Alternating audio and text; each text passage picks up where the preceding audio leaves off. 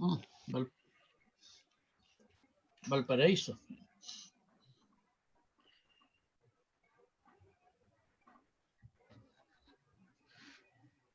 Ya, Saúl, puedes comenzar a hacer la presentación. Bueno, buenas tardes, o buenas noches para mí.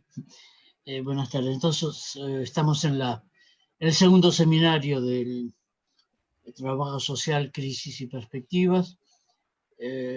Como la vez pasada hay 500 inscriptos de bastantes países, al punto que sería más corto hacer la lista de los países que no figuran, pero digamos positivamente a la lista que me ha pasado Rodrigo: Argentina, Bolivia, Colombia, Ecuador, Perú, Uruguay, Panamá, Salvador, Guatemala, Brasil, Chile, más España y Francia.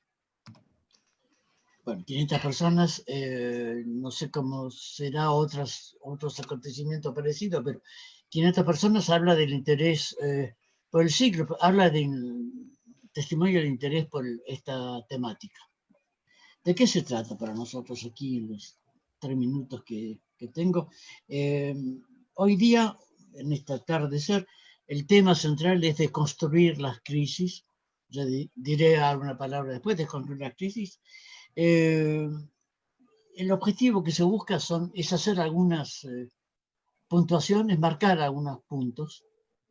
Es obvio que un seminario así no puede resolver los problemas, pero puede, y eso trabajamos mucho, puede plantear las preguntas. No meramente exhibirlas, sino dar algunos términos para esas preguntas, decir cómo se puede plantear. En este sentido, entonces, Alicia Saibene hará una primera deconstrucción, una primera exposición bajo el título Desconstruir las crisis, tensiones y posibilidades del trabajo social. Seguida, con una pequeña pausa, seguida entonces por Rodrigo Cortés, cómo leer las crisis y el campo de posibilidad o de posibilidades del trabajo social contemporáneo. Deconstruir las crisis. Primero, banal, pero mejor decir, deconstruir no tiene nada que ver con destruir, no es el mismo origen etimológico, ni sobre todo no tiene el mismo sentido. Deconstruir quiere decir interrogar una construcción, de construir, interrogar una construcción. Es lo que va a ser para nosotros Alicia, y discutiremos, y estarán las preguntas que los participantes puedan formular por Facebook. Bueno, creo que alcanza como pequeña presentación. Lo que importa es escuchar, por supuesto.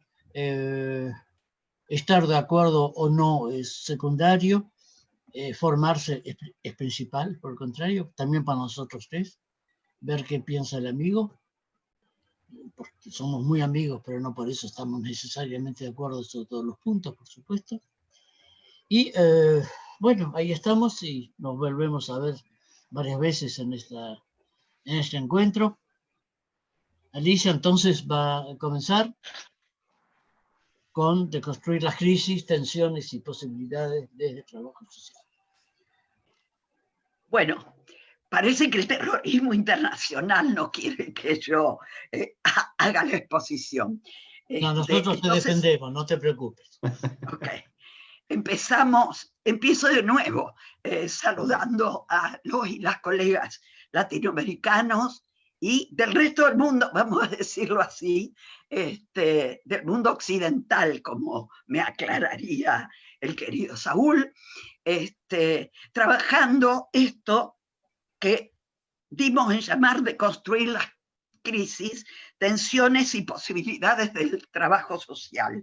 Entonces yo decía que es una constante pensar que el trabajo social hoy implica recorrer una intrincada red de crisis singulares y colectivas, en el que él mismo interviene, pero que también afectan o se producen en el interior del propio campo disciplinar.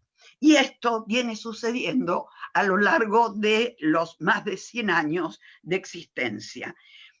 La pregunta, crisis del trabajo social, de algún modo, el pasado 6 de agosto, el colega, el querido amigo Saúl Cars nos decía que la verdadera crisis en trabajo social ha sido la de creer que dicha práctica produce transformación. Veremos si podemos hacer algún tipo de aporte, aún en términos contestatarios, a esto que le está planteando. Entonces, siguiendo lo que es mi costumbre cuando doy conferencias, etcétera, yo voy a empezar a instalar dos cuestiones. Primero, trabajar la deconstrucción de la crisis en términos conceptuales, como para que quedemos de acuerdo, o por lo menos dar mi punto de vista de qué entiendo por deconstrucción y qué entiendo por crisis. Y segundo, relacionar esta gran categoría con el campo disciplinar profesional de sus prácticas, de nuestras prácticas. Entonces empecemos con la deconstrucción.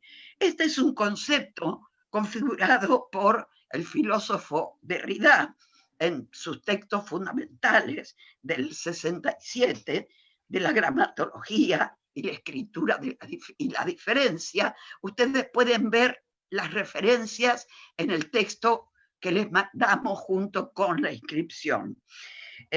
Yo quiero recordar que Derrida fue en 1968 a una conferencia en la Johns Hopkins en Estados Unidos, Nueva York, sobre estructuralismo y plantó la bomba.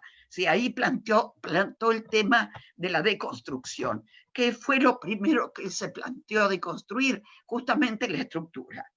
Entonces, este término, utilizado ampliamente, aunque lamentablemente no siempre del mejor modo, en la actualidad es utilizado para dar cuenta de múltiples procesos históricos y sociales. ¿Y qué es la deconstrucción? Deconstruir es pelar capas de sentidos construidos. Él dice, no hay nada fuera del texto, y quiero agregar, cuando él habla de texto, cuando hablamos de texto, hablamos no solo del texto escrito, sino de cualquier tipo de formulación discursiva, obviamente, porque de eso se trata. El texto, dice él, es un juego de diferencias, es un juego de presencias y de ausencias. Los textos nunca fueron unitarios, sino que incluyen recursos que circulan en direcciones contrarias a sus afirmaciones y o a las intenciones del autor.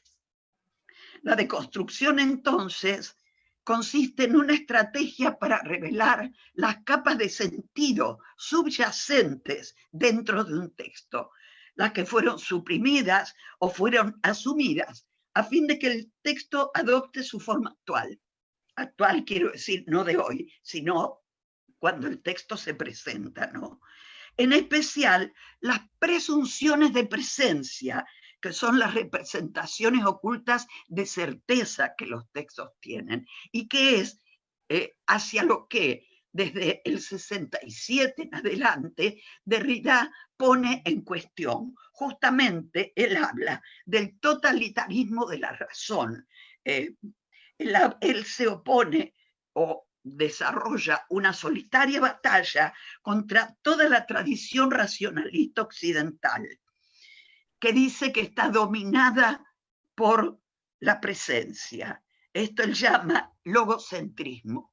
Entonces, quiero un poco decir más o menos textual lo que él dice acá, porque repite de un modo muy consistente un término que es en el que me gusta hacer referencia. El logocentrismo desea un lenguaje racional perfecto, que represente perfectamente el mundo real y que garantice de manera absoluta que la presencia del mundo puede ser representada ante un sujeto observador, quien puede hablar de ella con plena certidumbre. Las palabras serían la verdad de las cosas, la palabra hecha carne, comunicación pura con el mundo, dice, arrogancia totalitaria implícita en las pretensiones de la razón. La lectura subversiva que propone Derrida de los textos autoritarios, es decir, de cualquier texto, es un tipo de lectura conocida desde entonces, con el nombre de deconstrucción. Es una lectura que apunta a la descentralización, es decir, a desenmascarar la naturaleza controvertible de todo centro.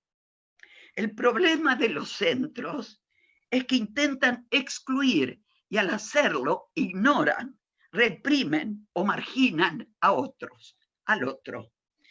El deseo de tener o ser un centro origina opuestos binarios, pares conceptuales. Si hay un centro, hay un margen, siendo los centrales los que fijan el juego de los opuestos. Para Derrida, el pensamiento occidental funciona de este modo, y lo sabemos.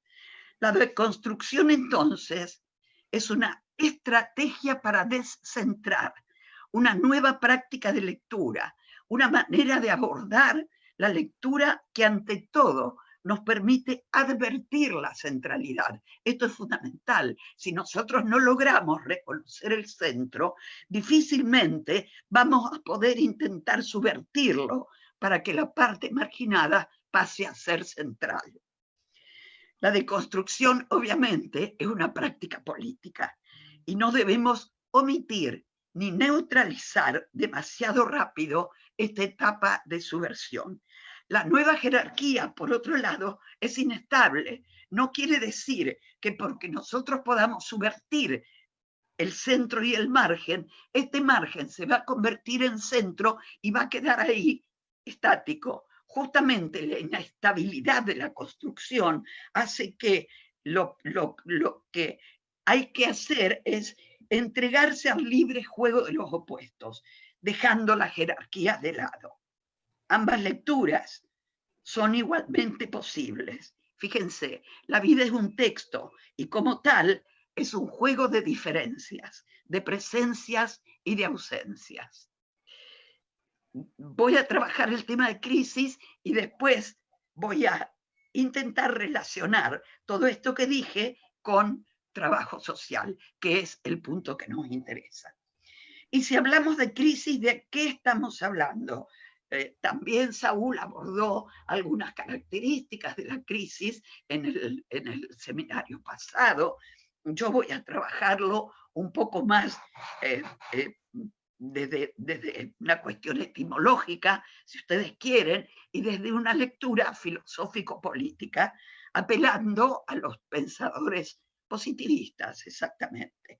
La palabra crisis viene del griego crisis, y del verbo krinein, que significa separar o decidir. Crisis es algo que se rompe, es algo que, si se rompe, hay que revisar por qué se rompe, hay que analizarlo. De allí proviene también el término crítica, que supone análisis o estudio de algo para emitir un juicio. Y de allí también emerge criterio, que es el razonamiento adecuado. ¿El que deberíamos hacer? Esa es la pregunta.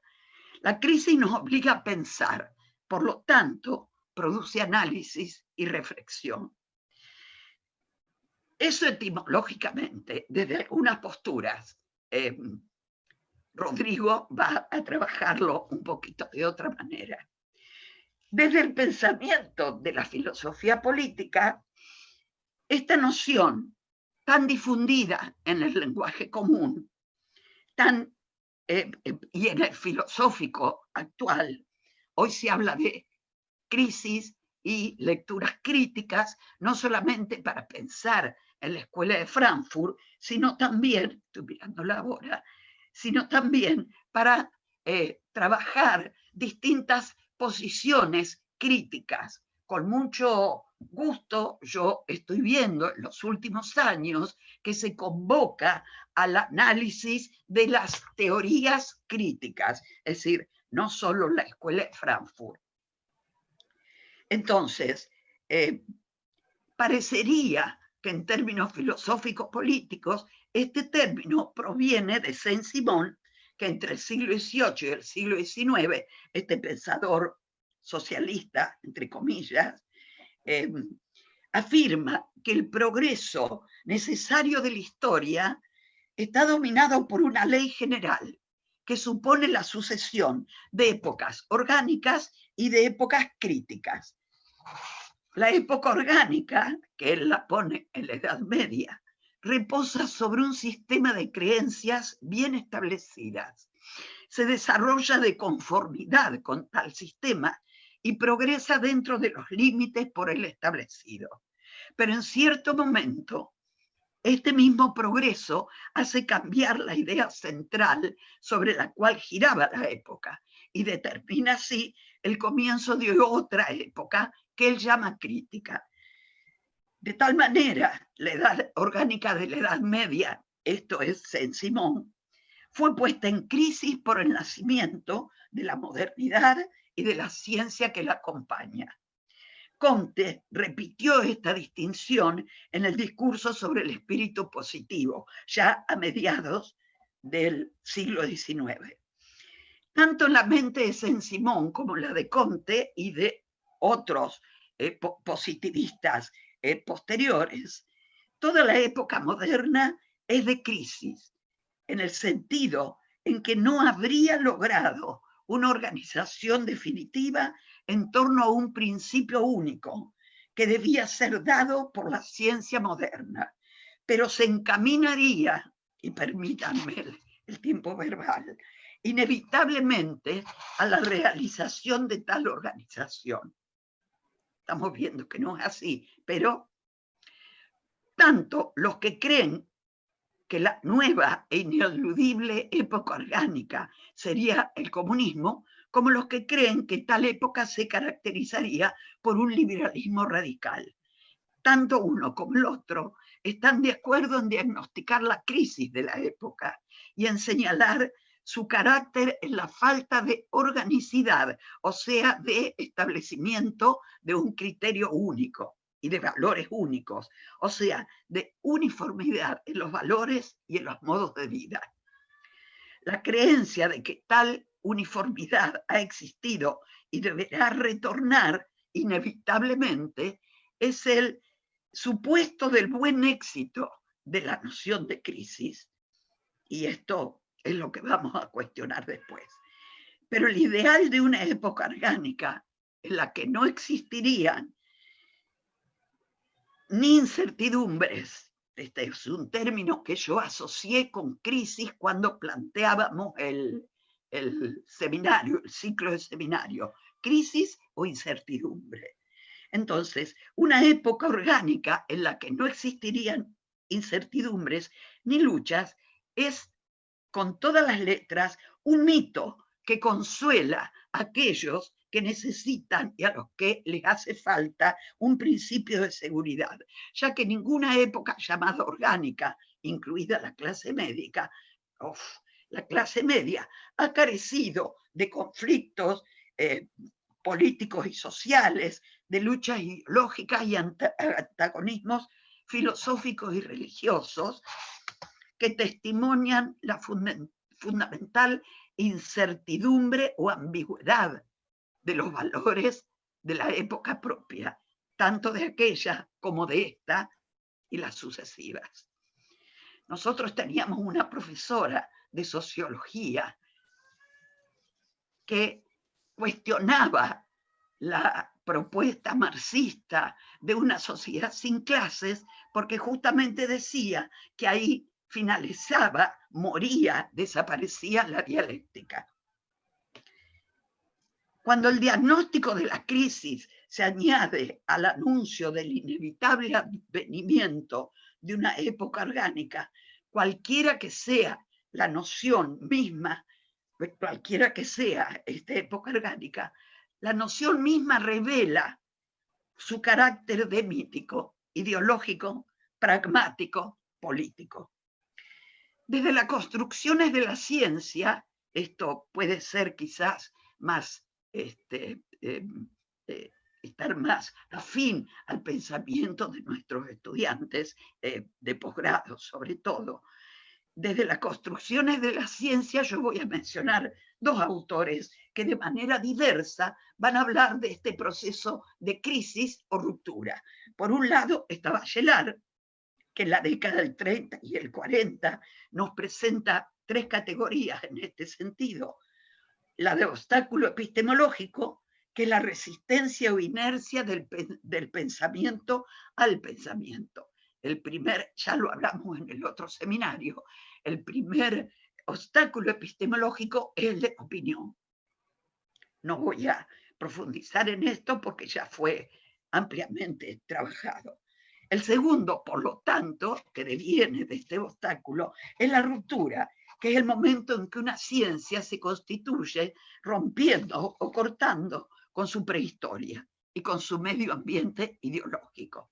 Y el tercero, la vigilancia epistemológica, que es la actitud reflexiva que nos lleva a aprender la lógica del error para construir en base a la polémica, que es para Bachelard la forma en que avanza el conocimiento, un descubrimiento científico. Por otro lado, tenemos a Kuhn, 30 años después, que en la estructura de las revoluciones científicas destaca el carácter revolucionario del conocimiento, una revolución que supone el abandono de una estructura científica y su reemplazo por otro, incompatible con la anterior. Por lo cual, el progreso de la ciencia se produce como un esquema abierto. Él habla de presciencia, una ciencia sostenida, madura, una ciencia sostenida en un paradigma determinado, crisis, revolución, un nuevo paradigma, una nueva ciencia, y así permanentemente, nueva crisis, etc. Entonces, este cambio discontinuo, esta discontinuidad de Kuhn, es lo que él llama la revolución científica. Entonces, ahora vamos a ir a la parte que quizá a ustedes más les interesa, pero en mi carácter de epistemóloga yo no podía dejar de sentar estas concepciones desde un cierto lugar, plantear qué relación hay entre deconstrucción, crisis y trabajo social. Disculpen.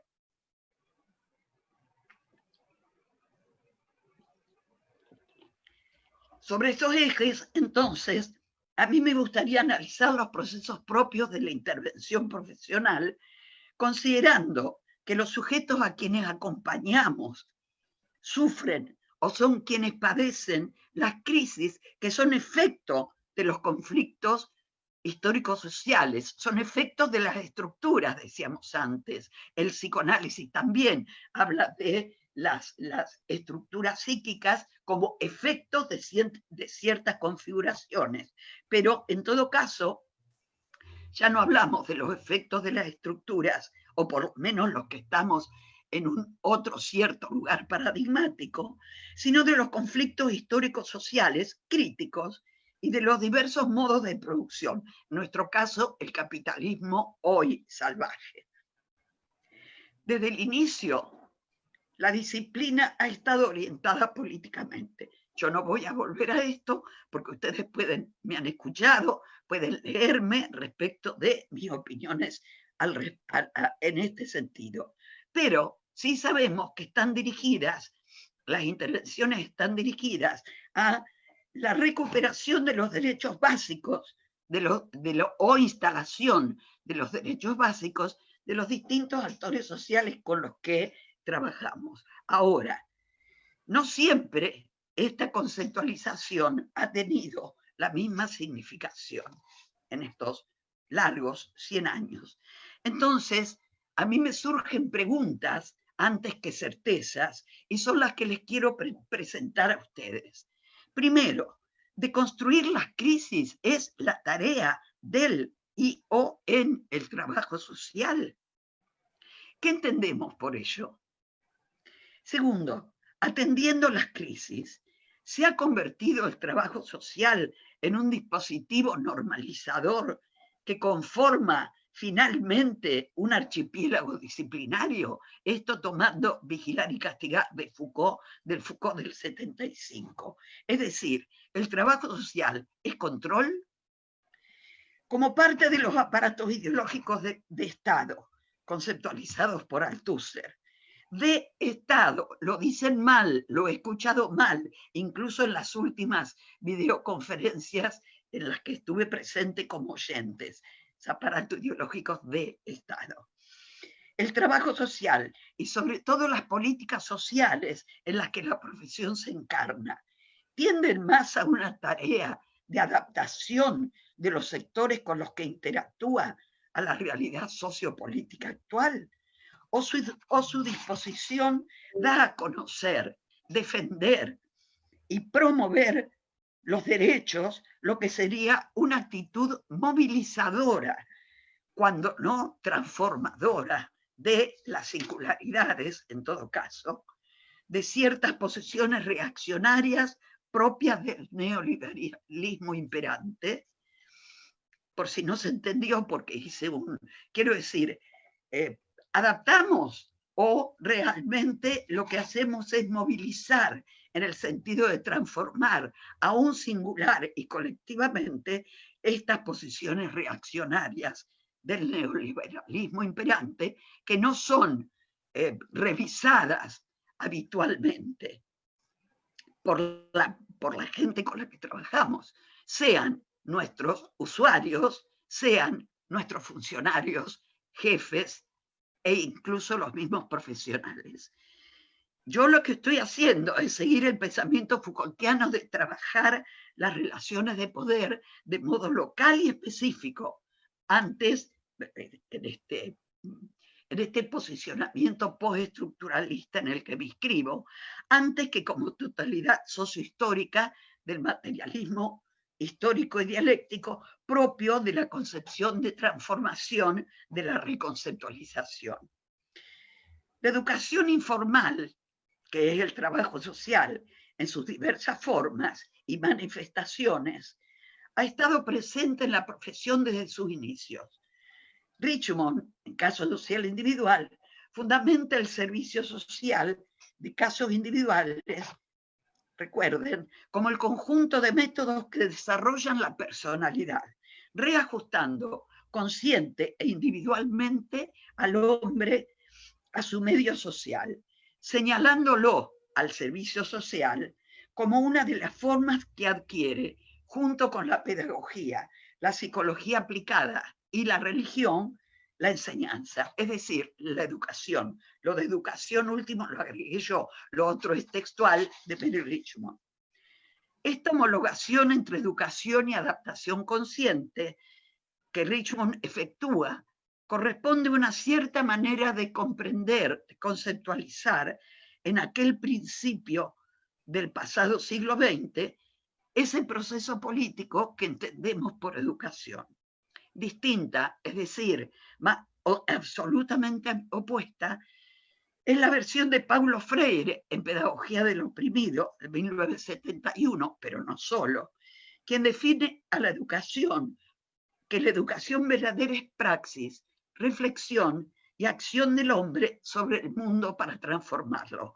También recordemos acá que la reconceptualización adopta esta idea para su planteo profesional y por lo tanto político, aunque su planteo político trasciende la reconceptualización, trasciende el ámbito de la intervención y pasa a formar parte de un proceso, diríamos, político de acción, incluso partidaria.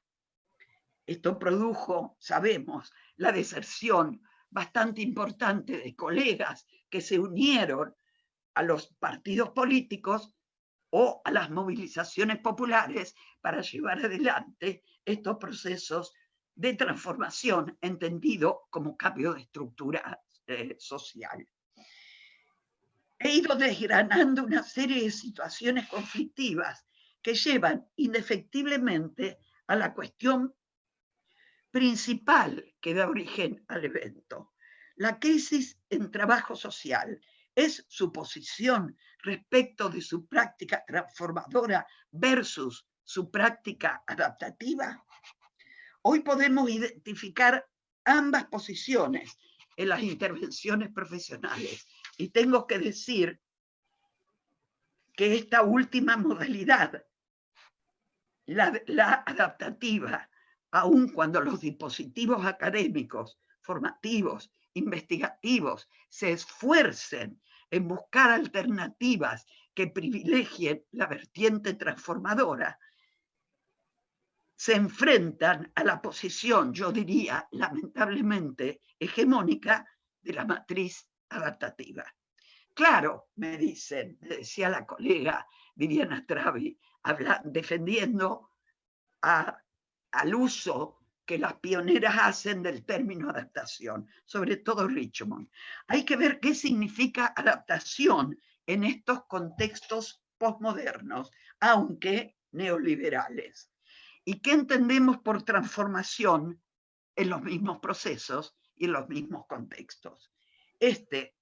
Sostengo, es un ejercicio de deconstrucción de las crisis, las crisis en trabajo social. Gracias. Gracias a ti. Es una proeza siempre tratar de hablar en 20 minutos, en fin, 30 y pico, digamos, pero hablar en 20 minutos cosas son las que uno trabaja de hace muchos años y es realmente difícil resumir, a suponer que eso quiere decir algo. Bueno, ¿qué puedo decir? Casi, me preguntas casi no, ¿qué no decir? Y sí, porque es muchísimo. Ahí volvería al punto de partida de hoy, es decir, lo que buscamos en estos seminarios es inducir ideas, plantear preguntas. Lo que podríamos hacer luego, pero no sé cómo se puede organizar, es tomar los textos de cada uno de nosotros y estudiarlos de la manera de Derrida, es decir, línea a línea, palabra a palabra, con su juego de ausencias y de sí. Hay que ver si no podemos inventar algo así. Un seminario de estudio intensivo con los sobrevivientes. Claro, sí. Bueno,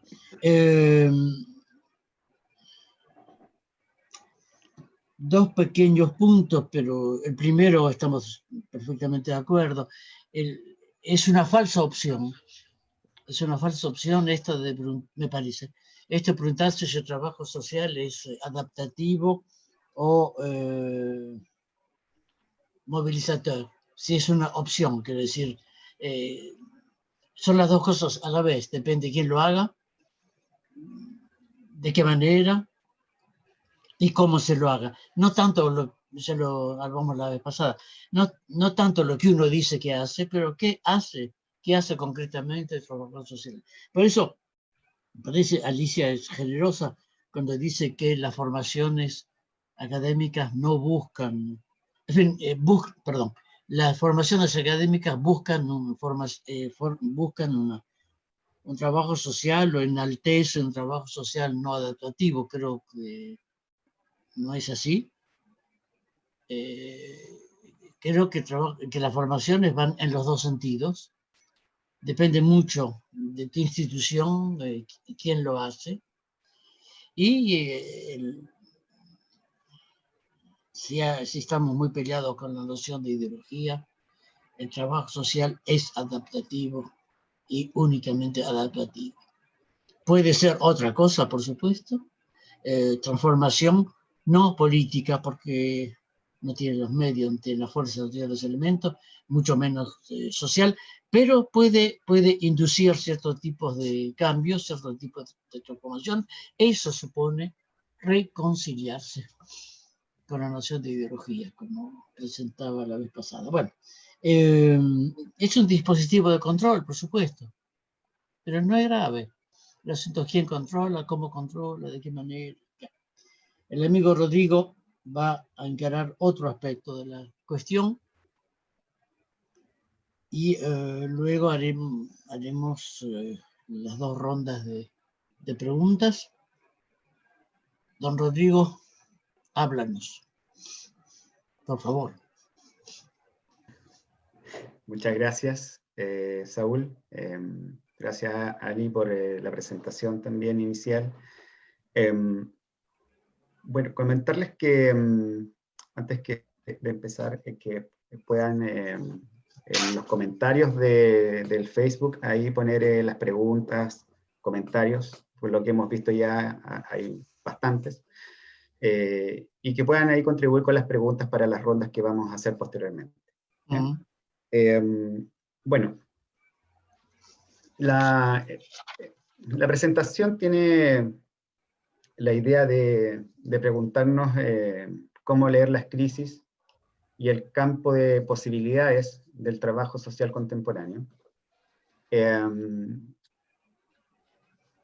Hoy, para mí, es un acontecimiento bastante especial por dos cosas, dos aspectos. Primero, por compartir esta mesa virtual, por así decirlo, pero muy cercana y muy cariñosa con dos de mis maestros, o mi maestro y mi maestra, en este proceso también académico, de formación, como son Alicia y Saúl. Así que también quiero agradecer por el espacio. Y también es desafiante el hecho de estar acá con ustedes, ¿no? Construyendo también este proceso de trabajo político, ideológico que estamos construyendo. Lo segundo es que abrazar, y lo hemos hecho todo el día, a Mayra, que hoy día cumple 12 años. Entonces luego del seminario nos vamos de fiesta, ¿no? Así que un abracito para ella, que ando por ahí. Bueno, en estos tiempos la palabra crisis la hemos escuchado cotidianamente, se ha transformado en el término preferido, ¿no?, para muchas autoridades de nuestros países. Acá en Chile, en noviembre, Sebastián Piñera decía que la democracia está en crisis. Ya en enero planteaba lo peor de esta crisis ya pasó y ahora toca aprender las lecciones para construir un mejor país entre todos. Y en marzo nuevamente plantea que Chile está en crisis sanitaria y económica. Entonces el concepto de crisis va rondando, va estableciéndose, ¿no? Y lo hemos escuchado tantas veces en nuestro país. Hemos escuchado, por ejemplo, que la familia está en crisis, que la educación está en crisis, que el trabajo social está en crisis, y muchos de nosotros hemos planteado también, y hemos escuchado y hemos también resignificado de una u otra forma que el capitalismo está en crisis. Pero también con ello, con este uso, el concepto ha tenido un vaciamiento, ¿no? Y con ello ha configurado una efectividad sobre el sujeto, transformando este concepto, ¿no?, en un concepto enigmático para nuestra discusión contemporánea. Sin embargo, y sin duda, volvemos a él una y otra vez, porque nos lo reencontramos en lo cotidiano, en la dialéctica de lo cotidiano con lo impenetrable y lo impenetrable como cotidiano. La crisis de la pandemia, las crisis de las instituciones, la crisis de nuestras relaciones. Porque nuevamente aparece como un concepto trágico. La crisis está presente, pero ¿es conveniente significarla exclusivamente como una imagen trágica? Porque la crisis implica personas, concebido como la huella en la que se ha depositado, por ejemplo, la vulnerabilidad, el riesgo, la normalidad, lo negativo de la experiencia. Pero lo más probable es que las crisis significadas por unos como trágicas son para otros posibilidades de salida. ¿Cómo significamos también nosotros al otro en esas crisis? ¿Sí? Ejemplo de ello, cómo significamos al otro en las crisis en la intervención social, con aquel o aquella que no quiere, por ejemplo, adherir a los dispositivos, a los programas en los cuales estamos trabajando. ¿Qué genera esto, no? ¿Qué es lo que se niega o a quién se niega en ese punto? Esos sujetos individuales o colectivos han sido reducidos, en este caso, por el Estado capitalista neoliberal y por sus aparatos.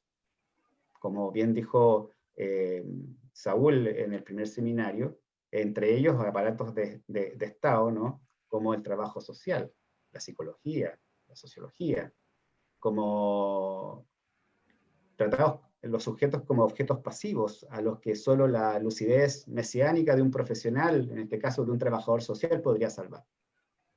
En este sentido, y como lo ha expuesto Alicia, deconstruir las crisis, deconstruir los conceptos, reside en el intento de desenmascarar los motivos ocultos que subyacen tras la aparente neutralidad o positividad de los signos o la cultura en general.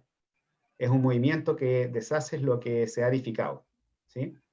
Se repiensa lo edificado, no para destruirlo, como recién comentaba Saúl, sino para comprobar cómo está elaborado, cómo se ensambla y cómo se reensambla sus componentes, y qué elementos ideológicos configuran y controlan su significado. Esto genera un quiebre, por ejemplo, en el trabajo social o desde el trabajo social sobre esa mirada evolutiva y lineal de la historia, que se transforma también en una mirada ahistórica del trabajo social. Entonces, pensando desde ahí, y en parte como también Alicia lo ha expuesto, pensar la crisis como un dispositivo es interesante, y esto nos lleva a Foucault, pero también nos lleva a esa definición, ¿no es cierto?, que el dispositivo es exclusivamente control y normalización, o normalizador, como lo plantea Agamben, sino que también subyace la pregunta, desde dónde subyace la pregunta, ¿cuál es el campo actual de las experiencias posibles que da lugar a la crisis como dispositivo? Entonces hay que desarmarlo, y ese es como el ejercicio que yo voy a hacer. Lo primero, apelando a la etimología, ¿no?, misma del vocablo crisis, con K, ¿sí?, de origen médico, que indicaba la mutación grave que sobreviene en una enfermedad para la mejoría o empeoramiento. Por ello, relevar esa relación en términos de esa definición etimológica con la historia del trabajo social. Trabajo social como parte de los aparatos configurados de las crisis sanitarias, de fines del siglo XIX, principios del XX, y por qué no decirlo, la crisis sanitaria que estamos viviendo hoy.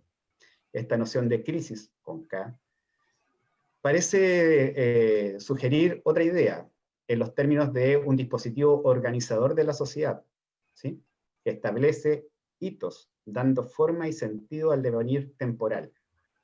Y esta versión ordenadora capturó y ha capturado el trabajo social, ¿sí? Lo que Alicia en uno de sus textos habla de la mirada clásica del trabajo social, ¿sí?, sobre y dónde se instala, ¿no es cierto?, como base en una triada. Y acá creo que el trabajo social surge de la triada, acá en Chile por lo menos, y en parte y Latinoamérica, en la triada ciencia, patriotismo y disciplinamiento. La lucha ideológica que plantea, ¿no?, el positivismo desde ahí, como forma dominante a la medida de la burguesía, y que hasta hoy día se ha metamorfoseado, se ha reubicado y también ha aprovechado las crisis como dispositivo normalizador y ordenador. Pero está la segunda mirada, que podemos pensar y poner la crisis desde su otra raíz, que es crinos, que significa cortar, dividir, también elegir y decidir. Pensar desde esa perspectiva de la crisis también es crítica, ¿sí?, como contrapartida de esta ficción ordenadora que hace de la crisis un presupuesto del orden para poder garantizarlo. Entonces, tomar distancia de los términos de orden y progreso, e incluso de decadencia. Entonces, el dispositivo de la crisis encierra una tensión dialéctica, que esta parece oscilar entre el discurso del sostenimiento del orden y la gestión y el discurso de la irrupción de la acción política, en este caso de la acción política y la propuesta política de un trabajo social. Por ello planteo la urgencia de preguntarnos por la supervivencia de algunas categorías que han vuelto a resurgir en las calles de nuestros países, y que como disciplina debemos remirar desde la intervención, desde la investigación social, a saber, categorías como pueblo, cuerpo, revuelta, acontecimiento, revolución e ideología. lo que implica esto también una mirada que busque desestabilizar las categorías conservadoras y extremadamente reduccionistas, e incluso violentas, que invisten al otro en los procesos de intervención e investigación. En este escenario debemos encontrar fisuras, pero desde categorías fundamentales, como las que acabo de comentar. Entre estas voy a tomar dos brevemente. La primera, revolución, tomando a Hegel, que planteaba que las revoluciones visibles van precedidas de una revolución silenciosa y secreta en el espíritu de la época. Revolución que es invisible a muchos ojos y es especialmente difícil de observar por los contemporáneos, a la vez que es arduo comprender y caracterizarla, y por ello nos lleva a preguntarnos sobre las posibilidades de subversión, las posibilidades de sublevación, y sobre todo a nuestras viejas manifestaciones del pueblo ante el dispositivo de la crisis. O sea, sublevarnos y subvertir las crisis bajo la idea de no pensar la crisis como normalizadora u ordenadora. Por otra parte, se hace visible la mirada de la ideología como categoría fundamental y como teoría fundamental en trabajo social.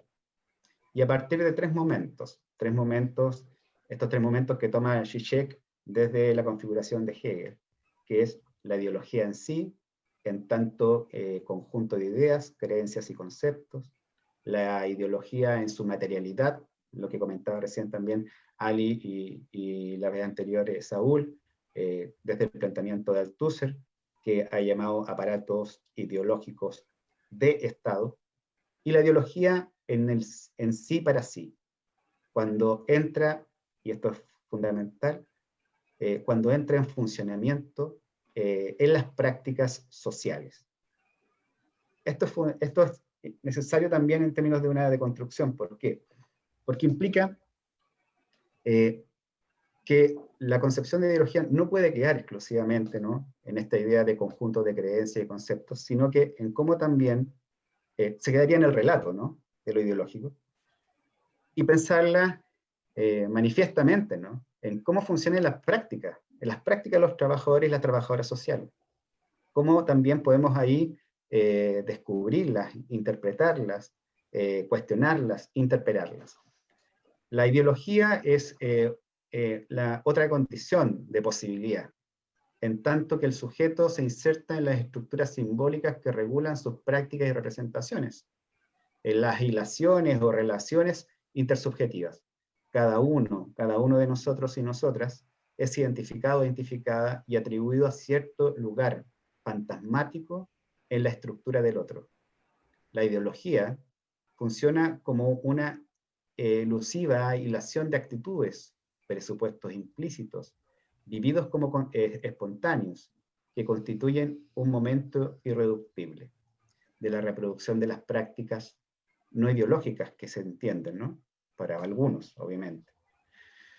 Un ejemplo de ello es cómo los trabajadores sociales realizan informes o diagnósticos en los distintos dispositivos. Hace un tiempo atrás, nosotros entrevistamos a cerca de 10 trabajadores y trabajadoras sociales, y le preguntábamos acerca de cómo y desde dónde realizaban, o interpretaban y objetivaban, ¿no?, a través de las situaciones sociales de sujetos, familias, ¿no?, a través de informes sociales. Y una profesional nos comentaba que abro comillas, cuando realizo los informes, la verdad es que lo hago tan automáticamente que no analizo desde dónde estoy haciendo la interpretación. Interesante, porque esta profesional de la salud nos plantea esta idea de lo espontáneo, ¿sí? Pero claramente ella lo está haciendo desde un lugar, desde un espacio, desde un concepto, ¿no? Entonces ahí la ideología no depende de que los trabajadores sociales o las trabajadoras sociales no lo sepan, ¿sí? O no sepan lo que estén haciendo, que actúan en beneficio de cierto grupo de poder, por ejemplo. pero igualmente lo hacen. Sino que perfectamente pueden saber lo que están haciendo, pero actúan como si no lo supieran. Pongo en cuestión entonces la forma más notable de esa idea de mentir con ropaje de verdad. Hoy puede ser también que el cinismo, o plantearla como una franqueza cautivadora del otro. La fórmula del cinismo no es la marxista clásica, creo, y creemos algunos, de ellos no saben, pero lo hacen, perdón, ellos no lo saben, pero lo están haciendo. Y es en cambio, ellos o nosotros saben, ¿sí? O sabemos muy bien lo que están haciendo o lo que estamos haciendo, y de todos modos lo hacemos. Como habría planteado en su momento Althusser, la ideología necesariamente funciona interpelando al individuo biológico, en tanto que sujeto psicosocial. Más aún, creo ahí el foco en el nudo entre subjetividad e ideología, que se constituyen mutuamente. Según este planteamiento, la categoría de sujeto es la categoría constitutiva de toda ideología. Cualquiera que sea la determinación o momento histórico, a la vez que toda ideología tiene la función de constituir en sujetos a los individuos concretos. Es posible y necesario para el análisis la idea de historizar las crisis como dispositivos y mecanismos concretos de poder en la producción de subjetividades y en la investidura de sujetos, o sea, investidura de individuos como sujetos. Entonces, el objetivo fundamental de la fantasía ideológica del orden conservador es acallar el antagonismo social, y muchas veces considerarlo como natural y como necesario. Por ello, la idea del síntoma es la fantasía que justifica la falta fundante, que no pertenece al orden de aquellas cosas que perturban al sujeto desde fuera. Siguiendo con esta explicación, el síntoma en Chile, creo que podemos aquí tomar de muestra, ¿no?, lo que ha pasado con el pueblo mapuche, lo que está pasando, ¿no?, con los jóvenes en las protestas, la mirada, ¿no es cierto?, sobre ellos como grupos que salen de esta idea de disciplina, ¿no?, y que se han transformado en los síntomas sobre los cuales la fantasía ideológica conservadora en este país ha implicado nomás y ha generado distintos aparatos de criminalización y de intentar someterlos, ¿no?, a una categoría que hace funcionar, ¿no?, esta idea, ¿no?, de noción reguladora y ordenadora. Aquí resalta entonces y se propone un carácter de crítico a la idea de un trabajo social, como decía Ali, que adapte, ¿no?, que busque exclusivamente la adaptación, el funcionamiento social de ciertos grupos sociales, y es decir, entrar, ¿no es cierto?, en tensión con esta visión clásica del trabajo social, y por la cual obviamente se hace de manifiesto una idea antisacrificial del trabajo social, ya que mientras los gobiernos de derecha asumen y se identifican con ese gran otro simbólico del orden, nuestra crítica ideológica en la intervención debe, por el contrario, suspenderlo, ¿sí?, suspender esa idea de orden. Consecuentemente, en el fin último de la crítica ideológica es poner al sujeto histórico frente a la posibilidad de su propia acción frente al otro, que se estimaba completo.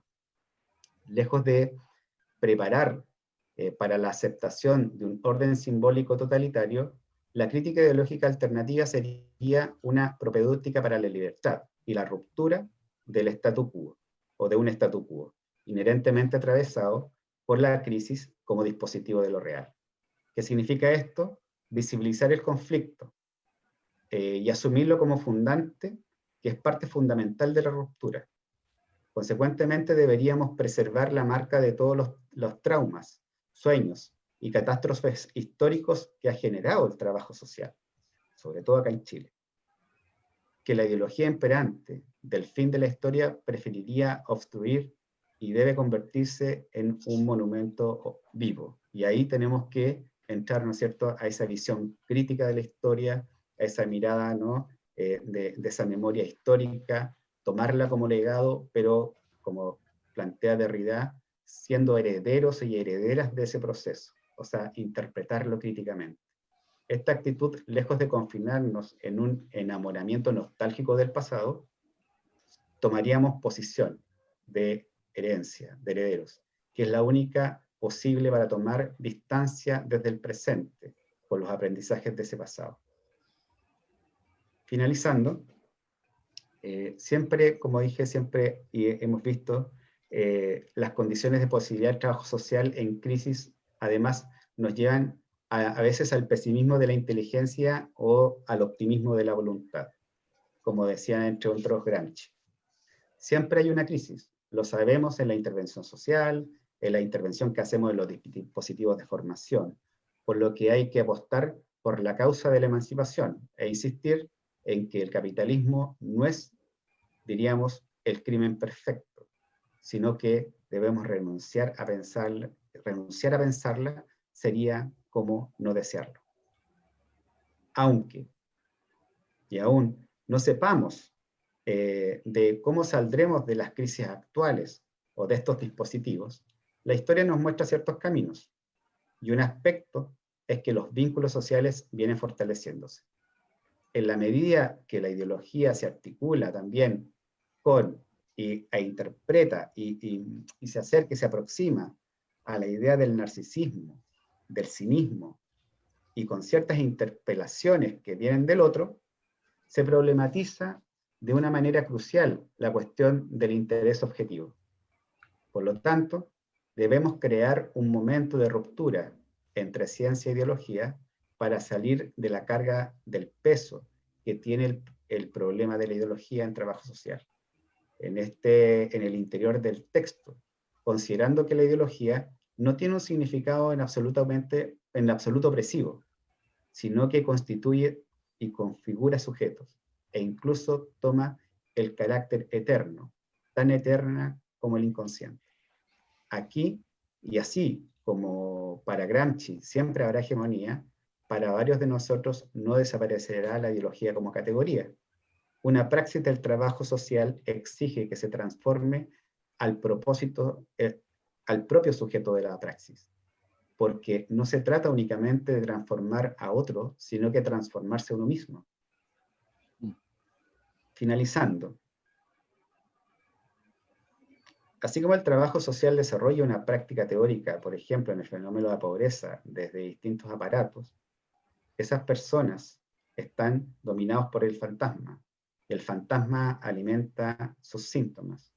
Cuando se analiza, pero ¿quién analiza desde la alternativa, ¿no?, de esa alternativa de la lógica del no todo, ¿sí?, permite eliminar parte del fantasma.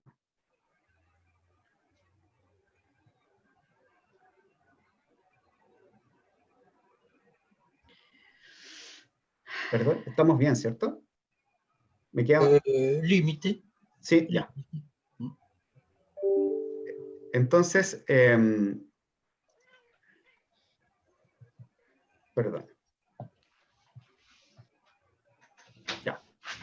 Para finalizar, disculpen, que pensé, porque me pareció aquí una seña de problemas de conexión. ¿Sí? Ya.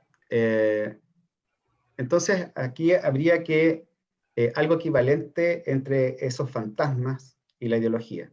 Porque si la ideología es eterna para nosotros, ¿no es cierto?, como categoría, como concepto, y no se puede aniquilar, se vuelve crucial dar cuenta de cómo es el proceso de transformación desde esas categorías.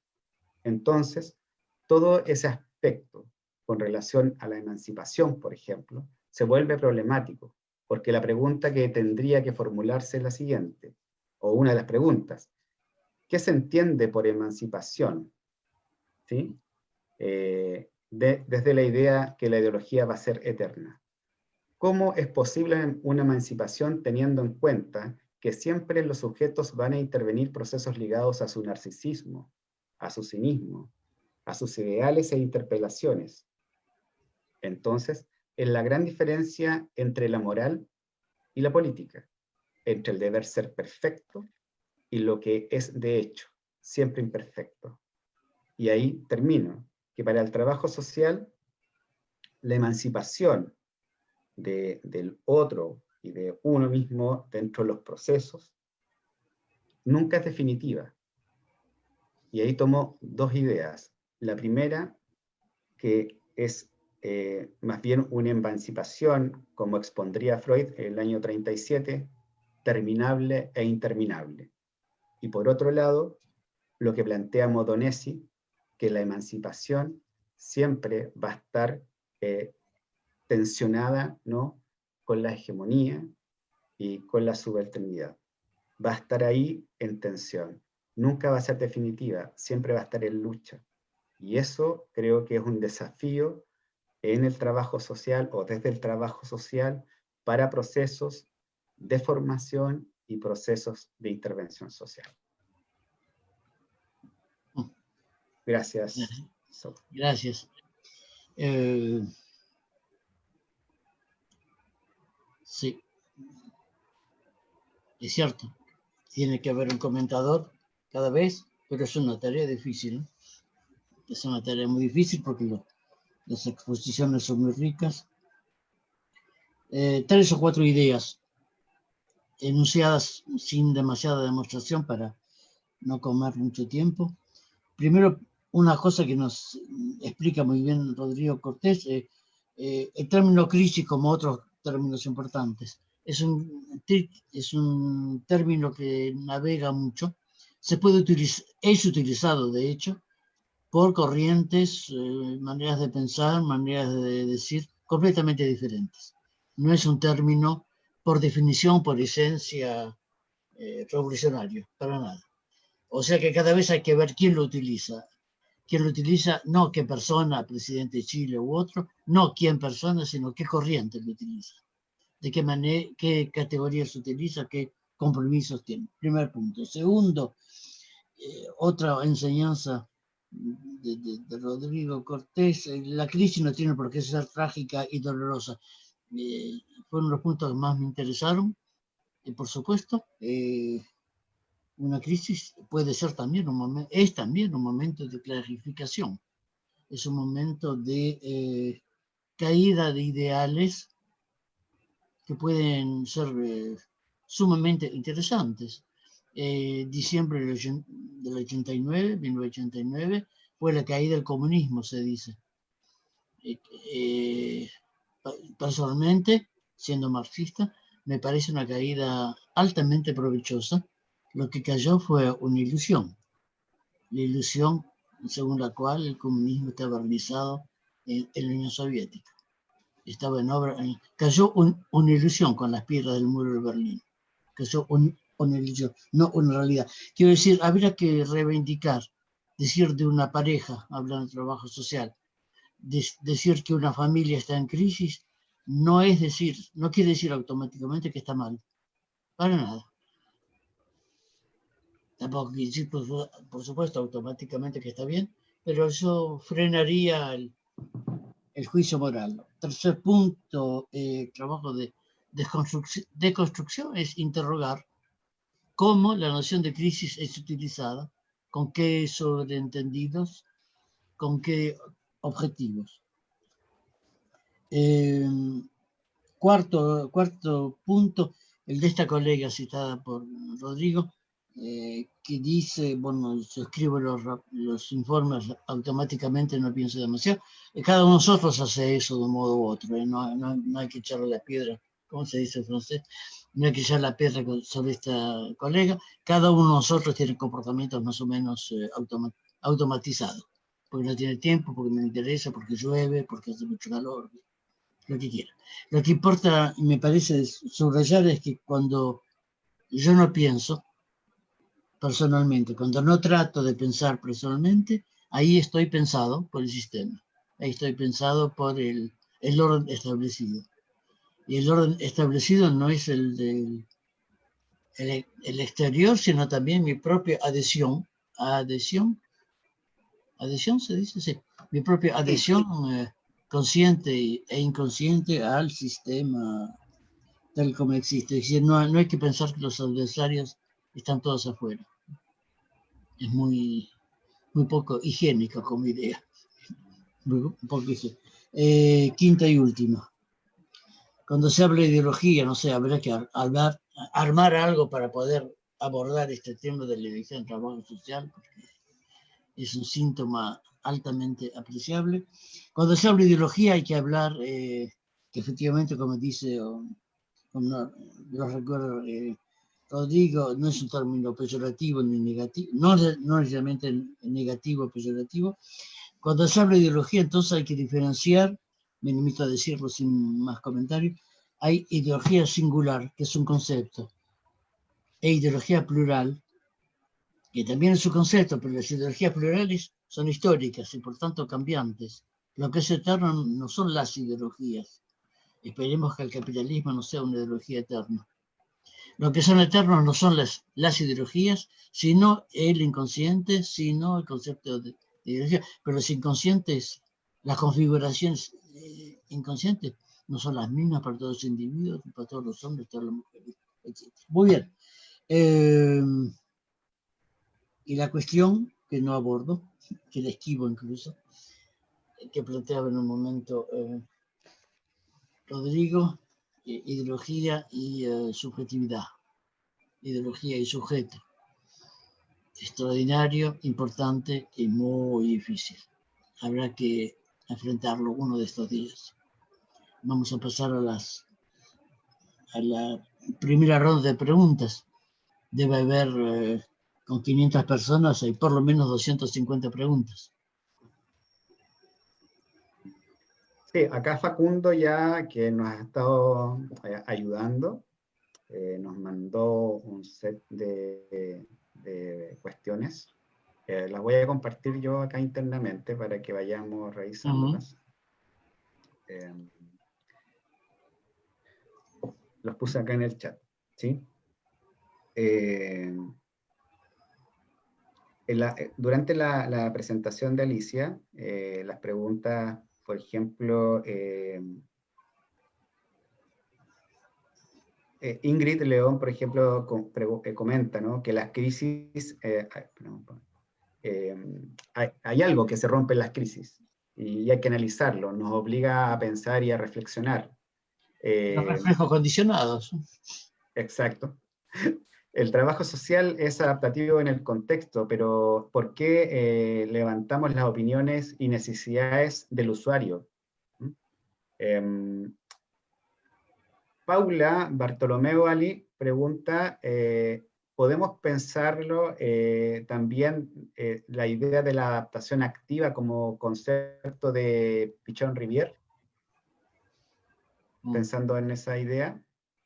Vamos a hacer como la primera ronda y luego seguimos con la segunda. ¿Sí?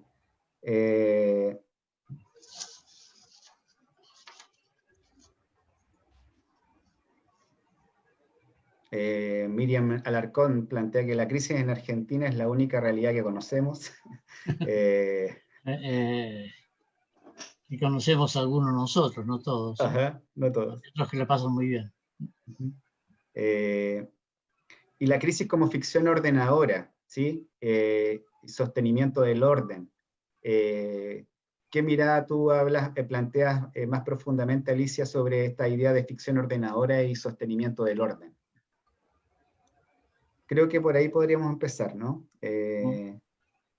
Con lo de la idea de la adaptación, ¿sí? Que creo que dentro de todos los comentarios que he estado revisando también, que da mucha vuelta, ¿no?, sobre esta idea de trabajo social que es adaptativo al contexto, ¿sí? Que adapta y se adapta.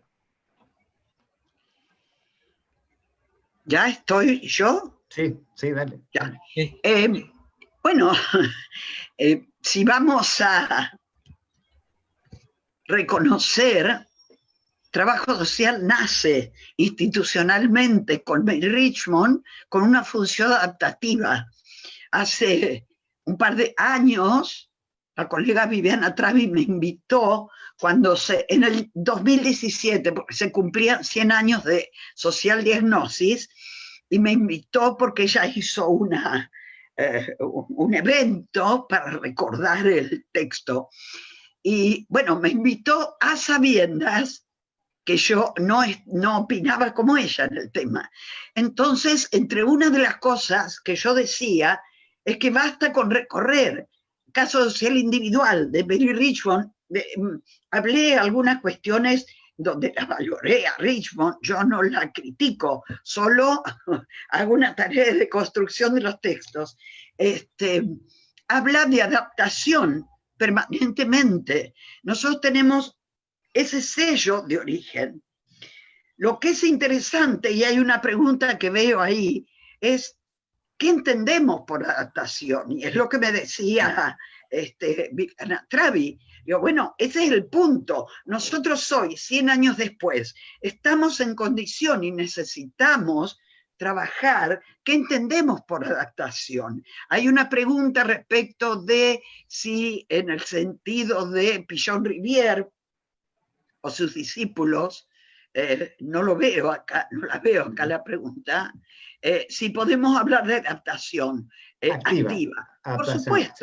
Por supuesto que sí. Desde el momento que nosotros estamos 5 de la tarde, 5:30, sentados todos delante de un Zoom, delante de un Facebook, escuchando a 2 expositores y 3 y un comentarista durante 2 horas que nos hablan de algunas cosas sobre las que queremos debatir, estamos bien adaptados. Eso es innegable, no podemos dejar de reconocerlo. Lo que es importante saber cuando se trabaja, se deconstruye el concepto de adaptación como cualquiera, es ese centro, adaptación ¿a qué? Esa es la pregunta que yo haría. ¿A qué? A un sistema que nos pone en un lugar donde la gente con la que trabajamos debe aceptar su condición de pobreza, de indigencia, de falta de posibilidades, de tener que ser separado de sus hijos porque no los pueden educar, porque un ejemplo, lo teníamos con una muy querida colega ya jubilada, Norma Stati, cuando trabajábamos en lo que era la dirección del menor. Tengo que decir que mucho mejor organizada ideológicamente, mucho más ubicada que la actual Dirección de Protección de los Derechos, bla, bla, bla. A veces los títulos, como sabemos, esos centros ocultan y hay que mirar subversivamente lo que está atrás. Entonces, ella tenía una situación que me vino a plantear y estábamos de acuerdo, en la cual la madre era acusada por dejar a los niños de noche solos porque ella salía a ejercer la prostitución. Entonces, claro, era su único ingreso porque era lo único que sabía hacer. Entonces la gente quería que le sacaran los chicos y nosotros peleábamos con tribunales, por supuesto, que como no dependíamos del mismo ámbito organizativo, el juez no me podía ordenar a mí qué hacer. No, ¿por qué? Lo que hay que hacer es trabajar para que ella pueda organizar estas salidas de modo que los chicos tengan un mínimo de acompañamiento, así, pensar con ella cómo defender sus derechos de mantener a sus hijos para los cuales salía a ejercer la prostitución. Digo, este es un proceso de adaptación activa, si ustedes quieren, pero también tiene una incidencia en la transmisión, acompañamiento de los derechos de esta mujer de pelear por mantener a sus hijos como puede. Faltaba la ayuda del Estado, por supuesto, que era el principal actor que debía estar ahí ayudando y no dejando que los vecinos hicieran barricada para sacar a los chicos de ahí y ponerlos en otro lugar. Eso como ejemplo. Nosotros trabajamos en ese nivel. Cuando yo hablo de transformación y hago referencia a la posición Foucaultiana de trabajar las cuestiones locales y específicas, estoy hablando de ese tipo de transformación, la que nosotros podemos, y lo mencionaste, Saúl, y también dijo algo Rodrigo, que nosotros podemos generar un cúmulo de modificaciones, transformaciones, porque podemos cambiar junto con los individuos con los que nos involucramos situaciones concretas, que esto dista de ser aquella transformación pensada como revolución, como cambio de estructuras por nosotros mismos, por la reconceptualización, con la cual hay diferencias de paradigmas y con la cual yo estaría de acuerdo siempre y cuando pensemos que una vez que nosotros logramos una modificación en nosotros y en la población de nuestro conocimiento de la realidad, nos debemos sumar a distintos procesos y proyectos políticos que sí tiendan concretamente al cambio de estructura. Pero no es inmediato, es mediato, hay una mediación allí. Eso en una de las preguntas. No sé qué otra reconociste vos, porque acá están todas juntas.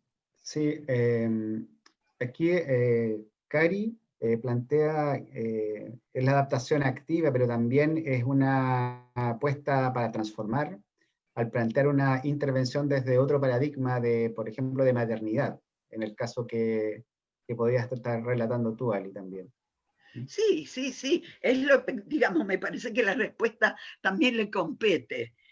Yo insisto, si nosotros seguimos utilizando los conceptos o poniéndolos con una ideología absolutamente no reconocible, o sea, sin un análisis de qué estamos diciendo y cómo lo estamos diciendo, y qué hay atrás de eso, de ese texto de nuestras palabras.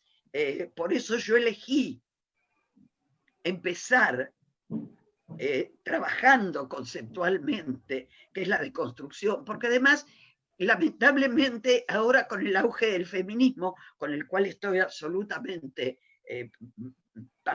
partícipe, soy absolutamente partícipe, pero muchas veces se usa el término de construcción no tan adecuadamente.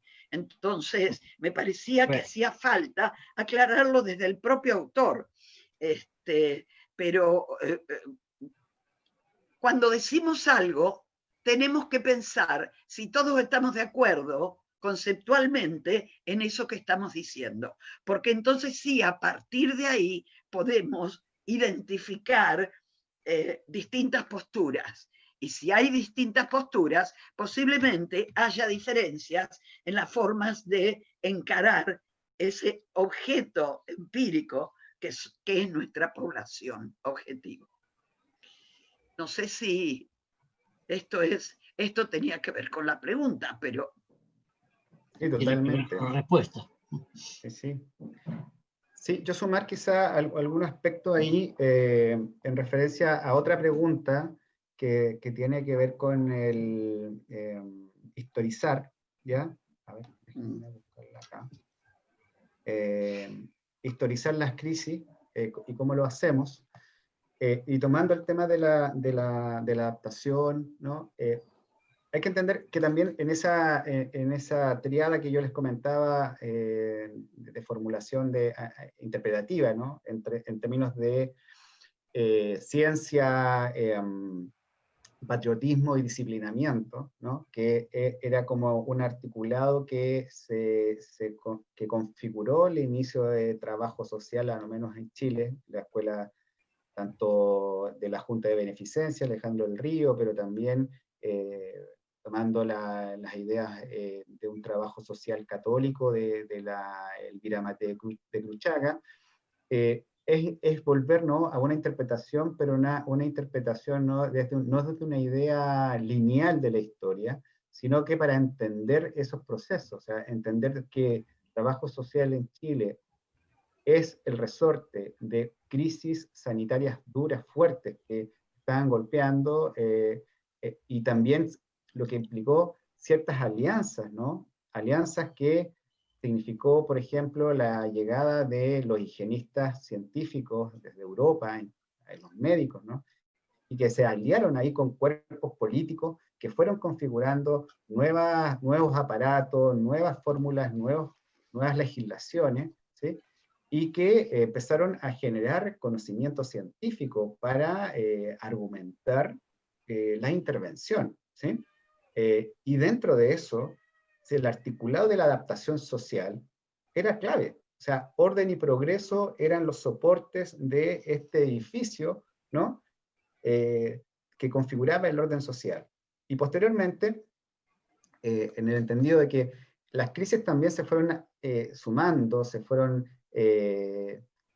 estableciendo, como la crisis del 29, que aquí en Chile llegó el 30 y el 31, donde la crisis del hambre fue dura, y donde, por ejemplo, y retomando la actualidad, aparecen los comedores populares, aparecen las ollas comunes, y el trabajo social estuvo ahí involucrado. O sea, las dos escuelas de trabajo, de servicio social del momento, de la Junta de Beneficencia y la Elvira Mater Cruchaga, por ejemplo, se dividieron Santiago y todos los comedores populares que había, y fue la primera aproximación a través de la configuración, y ahí un punto, que hubo alianzas, pero también hubo antagonismos. ¿Por qué? Porque se configuraron, ¿no?, los settlements acá en Chile, los procesos de intervención territorial comunitaria, que los primeros fue el Settlement 1 de Santiago, el año 30-31, ¿sí?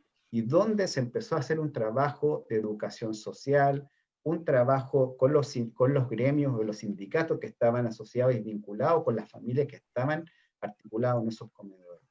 Entonces también, para no quedar con la idea de que obviamente que el trabajo social como aparato entra dentro de la lógica, ¿no es cierto?, del orden y del ordenamiento o de ese dispositivo de la crisis normalizadora, pero también aparece, ¿no es cierto?, subvirtiendo desde sus primeros días, desde las primeras prácticas de las visitadoras sociales. Entonces, ¿por qué? Porque también se ve desde una mirada también muy romántica la reconceptualización. Como que ahí parte toda la crítica o la sublevación. Yo creo que tiene un soporte importante, fundamental, pero también ya venía articulándose distintas formas, pensando en que algunas de las primeras visitadoras sociales acá en Chile, por lo menos, en lo que yo he estudiado, vienen de los movimientos feministas de 1917, de la acción femenina, ¿no?, de los radicales chilenas y latinoamericanas, que se asentaron como estudiantes de servicio social de la época.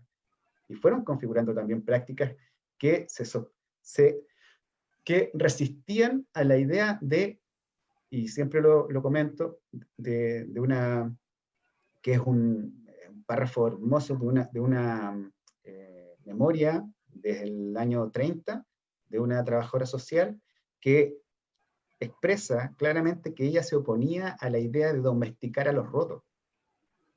¿De qué, perdón? Domesticar a los rotos. ¿Sí? ¿Qué rotos? Los rotos en términos... los rotos, sí, de acuerdo. ¿Sí? Y esa idea, ¿no?, de contraposición a ese concepto que les proponían en la escuela de servicio social, se da cuenta, ¿no es cierto?, que esas crisis también generan ciertas sublevaciones, generan ciertas rearticulaciones que no son necesariamente ordenadoras en ese punto del orden y progreso.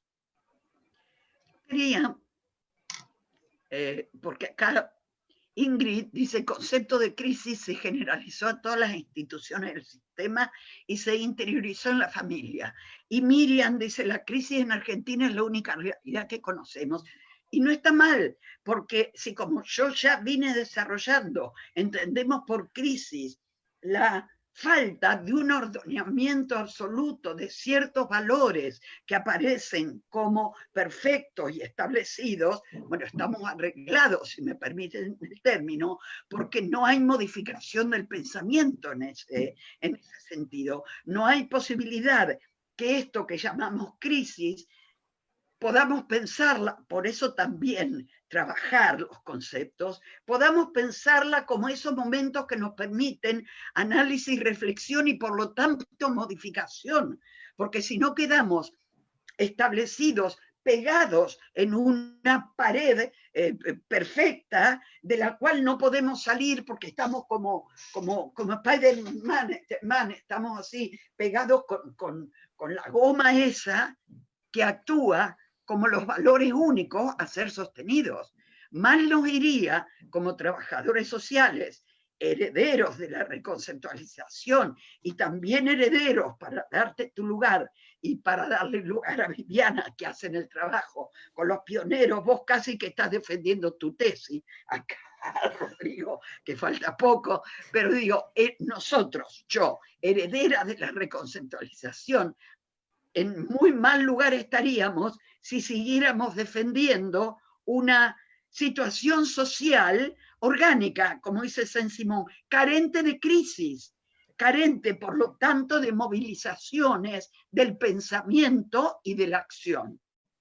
Creo, insisto, que esta búsqueda de proveer a la gente con la que trabajamos, también a los funcionarios, también a las autoridades, de los derechos de todos los sujetos, de todos los ciudadanos, es una tarea absolutamente movilizadora. Yo recuerdo que una estudiante de una maestría me decía, que yo entonces tengo que ir recitando los derechos todo el tiempo. No, uno tiene que trabajar a la luz de esos derechos. Nosotros tenemos que tenerlos internalizados y a partir de ahí orientar nuestras estrategias de intervención. Y esto es una estrategia también, si ustedes quieren, de deconstrucción de las crisis. Se podría decir que uno de los sentidos posibles de crisis, uno de los sentidos posibles, crisis es una realidad o una práctica o una familia o una pareja o lo que se quiera o un usuario. Crisis es una realidad que no entra en los esquemas con los que los analizamos. Lo que está en crisis la crisis es la manera de pensar la crisis. Es decir, lo que está en crisis es lo que uno espera que pase, pero que no pasa, o que no pasa más. La relación de crisis puede tener el inconveniente de impedirnos pensar la positividad de lo negativo. Eso Rodrigo Hegel. Pensar la positividad de lo negativo. Que vaya mal no es por sadismo que estoy contento, pero que vaya mal en un momento puede ser muy interesante, muy prometedor. Es la diferencia con los hábitos. Bueno, asustarse con la crisis tiene que ver con un pensamiento perezoso. Difícil de ver las dinámicas, qué sé yo. Me parece que es en el rol imposible comentador que me han dado y que he asumido, es la hora de la segunda ronda de preguntas. Si es que hay. Si leí convenientemente las instrucciones, que soy incapaz de seguir. La segunda ronda, es decir, hay otras preguntas que aparecen. Había una pregunta había visto acá, de Andrea para Alicia, que dice que dentro de las condiciones de posibilidades que nos presenta el dispositivo crisis, ¿qué tensiones emergentes se visualizan respecto a la otredad y a la construcción de sujeto para el trabajo social? Perdón. Te lo voy a ponerla acá en el... Ahora sí, ahora va. Ahí. Ajá. Andrea. Sí, Comelín.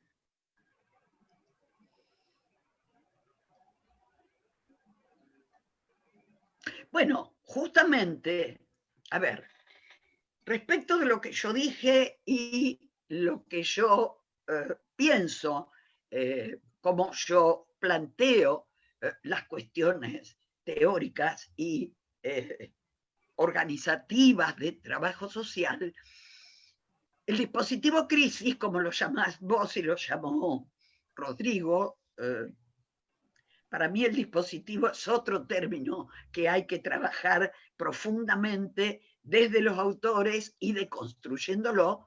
Se usa demasiado livianamente. Las tensiones emergentes son aquellas que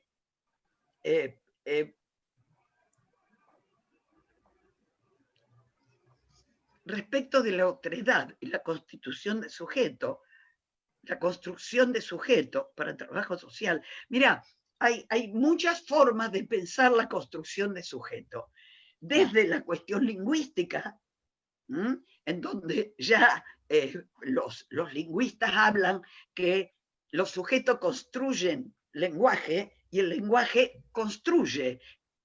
El lenguaje es construido por sujetos y el lenguaje construye sujetos. Entonces ahí tenemos una primera identificación de por qué es necesario en trabajo social, en la formación,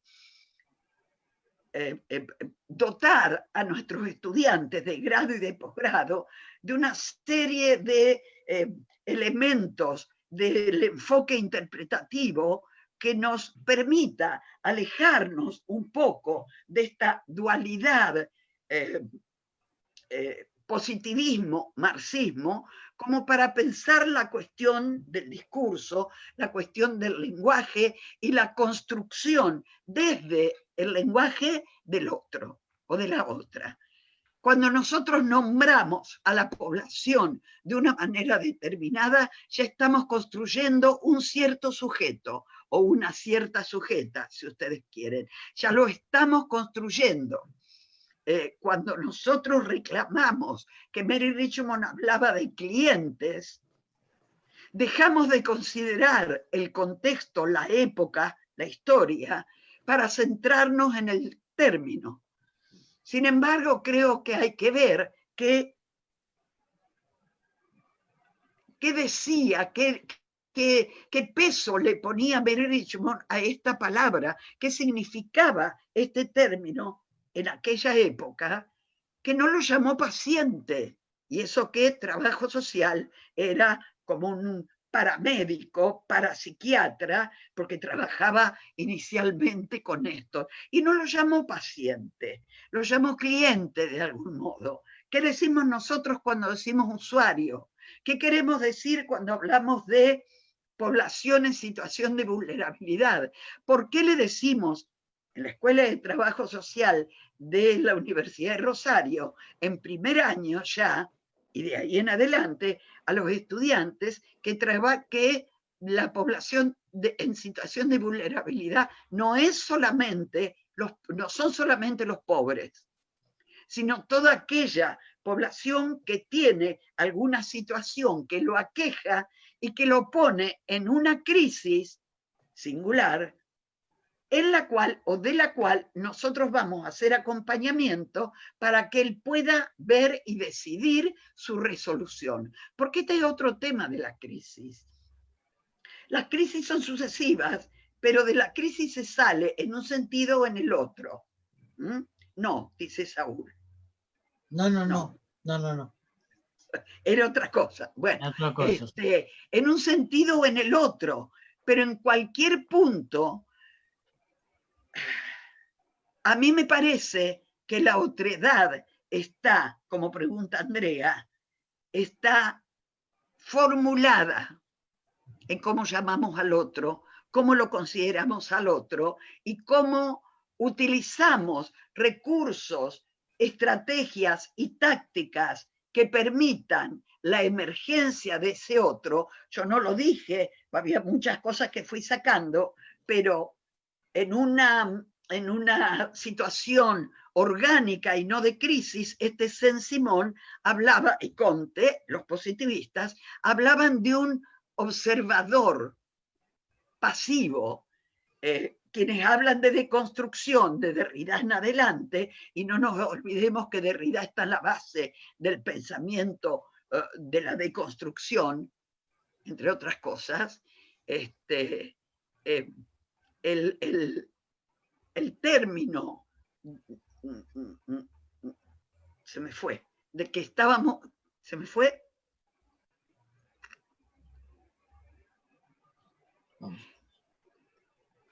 Bueno, sí, el observador participante, no participante, No participa. un observador pasivo, decía Saint-Simon, en los procesos más postestructuralistas como Derrida, como Foucault, en la hermenéutica estructural de Ricoeur, etcétera, en todo lo que tiene que ver con este enfoque interpretativo, el observador es absolutamente activo, el observador participa, o sea, habría que reformular la palabra observador. Este otro forma parte porque es el proceso, Andrea, en el que desde el trabajo social podemos colaborar en la construcción de sujetos, en lo que nosotros nombramos, cómo nosotros lo nombramos, qué decimos nosotros de ese otro o de esos otros con lo que estamos trabajando.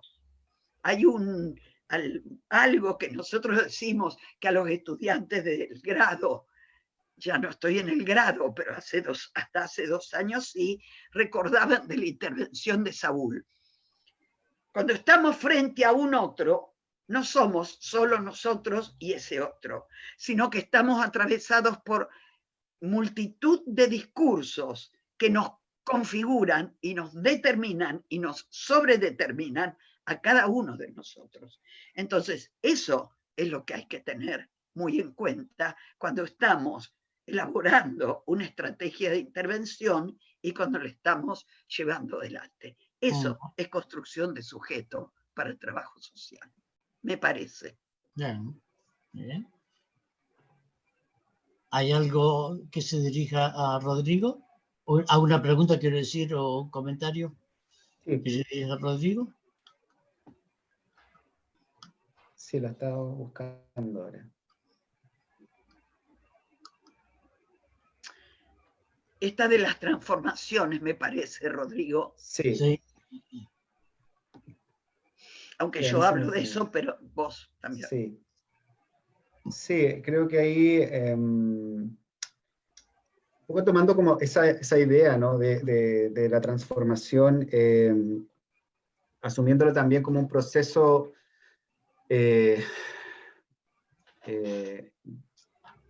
lo quiero ver también desde la noción que planteaste tú de dispositivo, ¿no? Creo que ahí entrar y que se usa mucho, ¿no? Esta conceptualización que tiene Agamben sobre los dispositivos, que esta cosa, ¿no? que tenga, no sé, capacidad como de capturar, orientar, modelar, controlar y asegurar las conductas, las opiniones y los discursos de las personas o de los sujetos.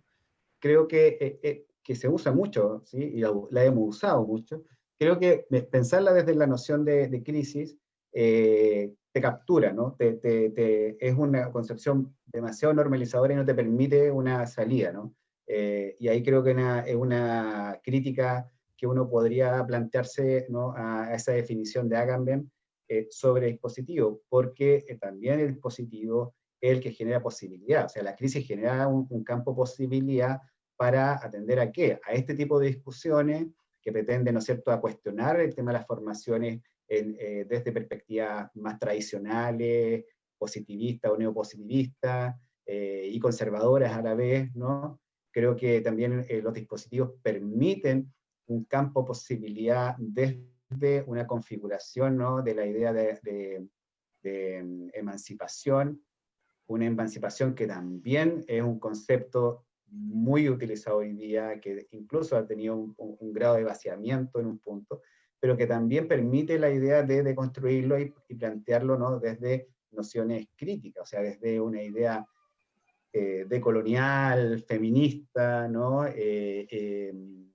Incluso psicoanalista, ¿no? Como ya que estamos acá con la Ali, creo que también permite una interpretación, ¿no es cierto?, un llenado, y creo que ahí está la pugna, ¿sí? Yo creo que la transformación invita a la pugna permanente, ¿no? Y creo que ahí estamos en la idea de pugnas paradigmáticas para significar estas nociones de crisis, de emancipación, de sujeto, ¿no? De investidura, ¿sí? Ideológica que se instala, ¿no?, sobre los sujetos, en el entendido, ¿no?, que muchas veces se entiende desde una noción conservadora y criminalizadora y normalizadora del sujeto.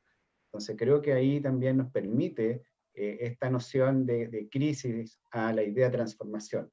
Creo que nos da un camino pensando no como Agamben, sino contra Agamben, con Agamben y contra Agamben, sobre esta idea también, ¿sí?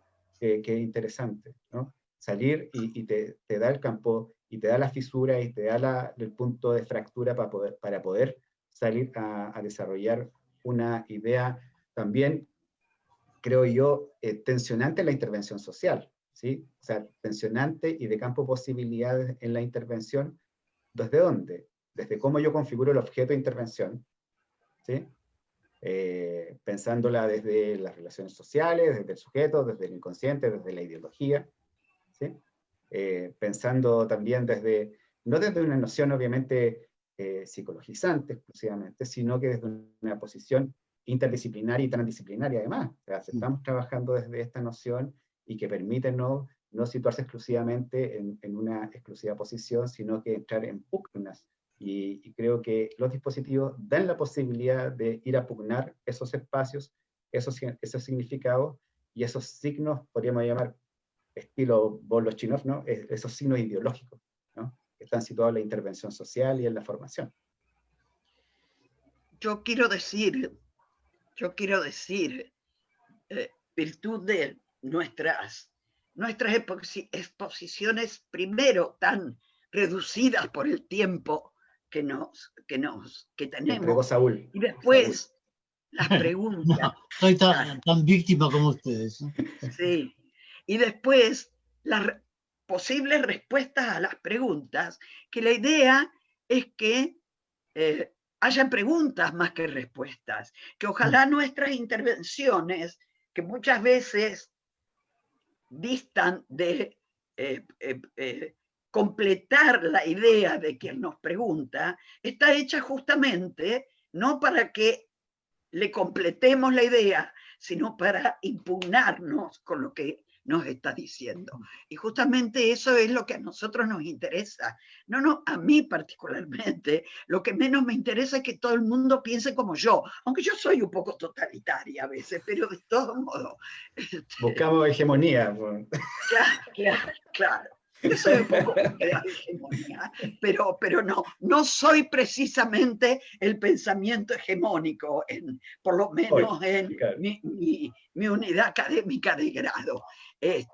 Lo que queremos es producir debate, que a partir de esto, así como él cuestiona a Agamben, yo lo cuestiono desde otro lugar, porque me parece que la definición original de Foucault sobre dispositivo está mucho más de acuerdo, adaptada a lo que nosotros queremos decir, y por eso digo que hay un mal uso del término, porque se usa como proyecto. Un dispositivo es un proyecto para todo el mundo, y no lo es de ningún modo por la cantidad de elementos que interactúan en lo que Foucault habla de dispositivo, o el mismo Deleuze, una máquina para hacer hablar, donde como un proyecto, bueno, eso.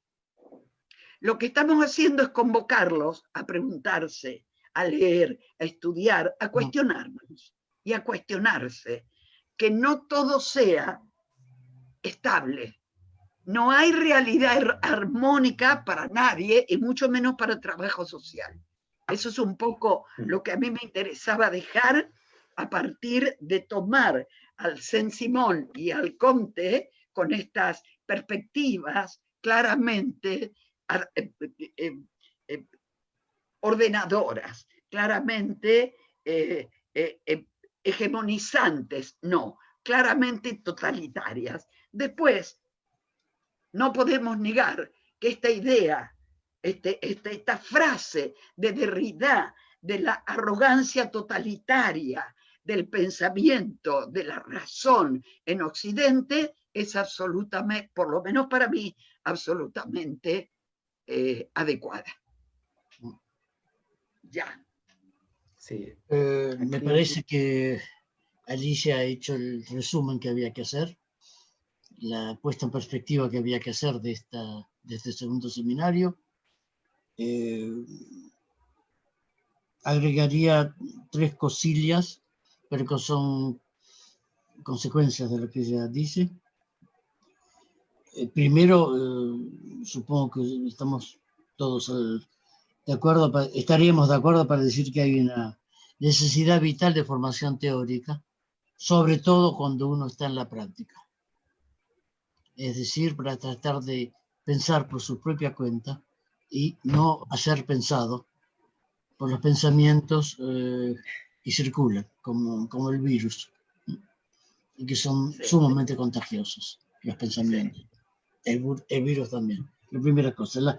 La segunda, recordar que las palabras, sobre todo las palabras importantes, tipo dispositivo, transformación, proyecto, emancipación, liberación, todas esas cosas que nos importan tanto, a mí también, por supuesto, que nos importan tanto, los términos son todos tergiversados. No hay un sello de, volvió el gato. No. Ahí se ve. Sentía que estaba alguien, ahí veo que estamos completos. Estamos al final, cierto, pero bueno, sí. Nunca es tarde. No, ya le abrí la puerta porque los maullidos eran impresionantes. Sí, okay. No, quiero decir, lo que importa es cada vez tratar de ver, no pelearse sobre las palabras, no vale la pena, no vale la pena. Si hay que pelearse, cosa que a veces vale la pena, por supuesto, pelearse sobre la lógica de las palabras, es decir, quién, una vez más, quién lo utiliza, contra quién, para quién. Estamos todos de acuerdo por la revolución social, bueno, fenómeno, pero con eso se puede hacer un gulag, ¿no? El asunto es de qué revolución hablamos, cómo, de qué. Tercer y último punto, una frase, bueno, soy el obsesivo textual, ¿no? Hay otros que lo son, tal vez no sea de otras cosas también, pero obsesivo textual es seguro. El amigo Rodrigo decía, ¿cómo yo configuro el objeto de la intervención? Que es una... yo escucho todo en mi pasado policial, el que no tengo, porque no tiene... No, es decir, ¿cómo yo configuro el objeto? Lo tomo como excusa. Para decir, el asunto exactamente no es cómo yo configuro, sino cómo yo configuro el objeto de la intervención, sino cómo el objeto de la intervención está configurado. Porque yo no estoy hecho por... la configuración no soy yo solo. Somos varios, lo que decía Alicia, de la multitud. Hay una canción de un cantor que siempre cito, Renaud, se llama, Renaud, que dice, yo soy yo solo, una banda de jóvenes. Traducción, no, el original es un poco más poético, pero digamos, yo solo personalmente, yo solo individualmente, soy más. Entonces, ¿cómo está configurado? No soy yo, ahí sí, es la pretensión pretenciosa. No soy yo, soy uno de los autores, como máximo y por cariño que digo esto, soy uno de los autores de la configuración del objeto, pero hay muchas otras cosas. Entran, y ahí termino, entra en la configuración del objeto, está todo lo que he leído, que no he escrito yo, he leído, y en la configuración del objeto está también todos los libros que no leí, pero que hubiera debido leer. Mis ignorancias funcionan en la configuración del objeto. No entiendo que me di análisis práctica de caso banal. Esta mujer, me dice otro trabajador social hablando de una usuaria, esta mujer dice cosas incomprensibles. Traducción, ella no entiende, pero como es perezosa, dice que la otra tiene propósitos, tiene cosas incomprensibles. Lo que no entiendo es por qué carezco de categorías. La gente habla como puede, no dice nada claro que decir, carezco de la manera de descifrar lo que dice. Bueno, para evitar la próxima aparición de la gatita de la señora Alicia, y como es casi la hora, son las 11 de la noche para mí. Ella vino a decirme que era la hora. Sí, sí, le pedí, le envié un Te SMS. mandaste un email. Sí. Bueno, Rodrigo, ¿nos recuerda el próximo encuentro? 1 de octubre. Bueno, más o menos. Jueves 1 de octubre. Muy bien. Ajá. Perfecto. Tendremos ahí a nuestros y nuestras amigas del Centro de Investigación de Intervención en Trabajo Social de la Universidad Nacional de Rosario. Van a presentar, son muy bien, muy buenas. Van a presentar ahí algunos de sus propuestas de proyectos y de trabajo. Sí, yo primero quiero pasar un chivo. Vamos a presentar nuestro libro, que ya está saliendo, y vamos a hablar de eso, porque se trata de esta relación investigación-intervención. Si fueras, Alicia, si fueras una verdadera amiga, me lo enviarías antes para que pueda hablar inteligentemente. Por supuesto, pero además va a estar la versión digital, así que te lo voy a mandar rápido. Perfecto, muy bien. Apenas salga, te lo mando. Muy bien. Sí, que nos bueno, toca muchas a nosotros gracias a todos y a nosotros también. Y hasta la próxima. Muchas gracias a todos, a todas. Sí, gracias Facundo. A Facundo también, que nos ayudó desde Rosario con las preguntas y todo. Así que muchas gracias y nos estamos viendo en el tercer el 1 de seminario. octubre. El 1 de octubre Chau, a las 3 de la tarde Chile, 21 horas Francia, 16 horas. 16 horas Argentina. Fue un placer, como siempre, a ustedes dos muchachos, y nos vemos pronto. Nos vemos pronto. Besitos. Chao, chao. Chao, chao.